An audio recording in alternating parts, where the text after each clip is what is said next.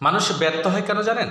মানুষ ব্যর্থ হয় যখন থেকে সে ভাবতে শুরু করে যে আমি কখনোই সফল হব না। ঠিক তখন থেকেই তার ব্যর্থতাটা শুরু হয়।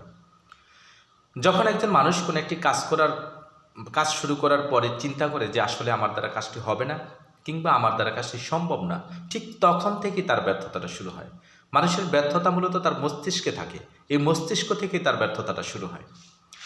এছাড়া আমাদের সমাজ ব্যবস্থায় কিছু মানুষ রয়েছে যারা কখনই আপনার কাজের অনুপ্রেরণা তো করবেই না, বরং তারা আপনার কাজে বিভিন্নভাবে তিরস্কার করবে বা বিভিন্নভাবে আপনাকে ডিমোটিভেট করার চেষ্টা করবে, যাতে আপনি কাজটি সফলভাবে করতে না পারেন কিংবা আপনি আপনার কাঙ্ক্ষিত লক্ষ্যে পৌঁছাতে না পারেন।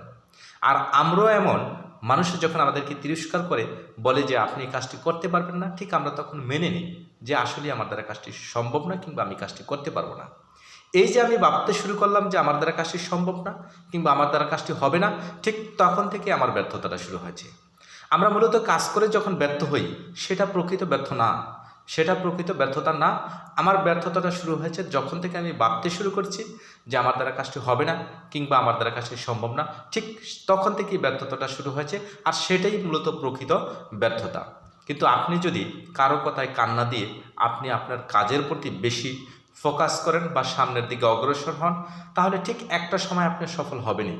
হয়তোবা আপনি প্রথমবার ব্যর্থ হতে পারেন, দ্বিতীয়বার হতে পারেন, তৃতীয়বার হতে পারেন, এভাবে চলতে থাকবে। ঠিক আপনি যদি কাজটি চালিয়ে যান আপনার মতো করে, ঠিক আপনি একদিন না একদিন অবশ্যই সফল হবেন।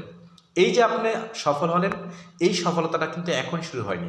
এই সফলতাটা শুরু হয়েছে আপনার তখন থেকে, ঠিক যখন থেকে আপনি ভাবতে শুরু করেছেন যে আমার দ্বারা কাজটি সম্ভব, আমি পারবই, আমি করবই, যত বাধা বিপত্তি আসুক আমি কাজটি করবই, ঠিক তখন থেকেই কিন্তু আপনার সফলতাটা শুরু হয়েছে।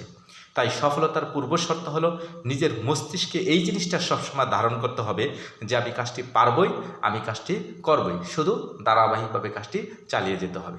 ধন্যবাদ সবাইকে।